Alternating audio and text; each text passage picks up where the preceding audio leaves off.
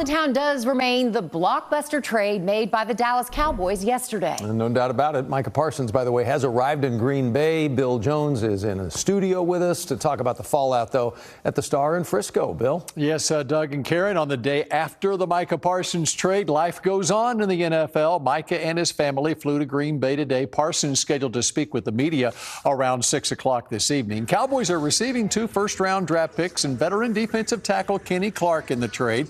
And new details on Parsons' Green Bay contract show that the deal is actually a 5-year, $210 million contract, an average of $42 million per year. Cowboys coach Brian Schottenheimer echoes Jerry Jones' comments from last night, saying the coaches and front office were in agreement to trade Parsons.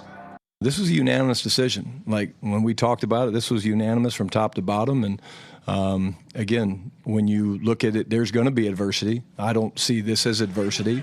I think that, again, guys will step up. I did make Micah an offer.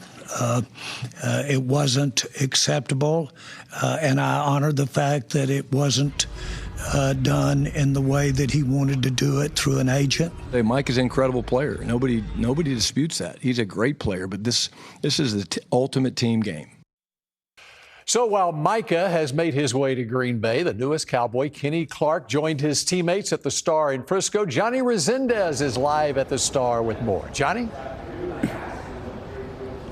Well, Bill, the players reacted just about the same way we all did. In one moment, they thought that Micah Parsons would get an extension and that he would join them in Week 1's matchup against the Philadelphia Eagles on Thursday. The next thing you know, they find out that he is being shipped off to Green Bay. Now, mind you, this trade doesn't come at the best time either, with today being the first practice in preparation for the Eagles. Now, we were able to talk to some of the defensive line, and they said a few of them learned through social media, but eventually Micah texted all of them saying sorry it had to happen like this and that he loved them. Here's more of what the players had to say right after practice.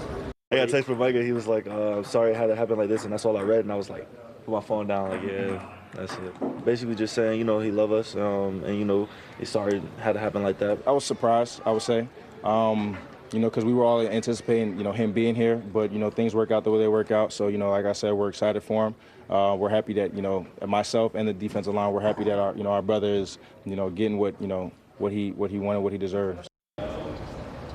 Now, Ezaraku also mentioned jokingly that this is not a funeral for Micah Parsons. As of right now, they say that he is still in the defensive line group chat, but that might change on September 28th when Parsons and the Packers come to town. That is a day that a lot of the guys in that locker room have marked on their calendars. Bill, for now, I'll send it back to you. All right, Johnny Resendez live at the Star in Frisco. We appreciate it. And really,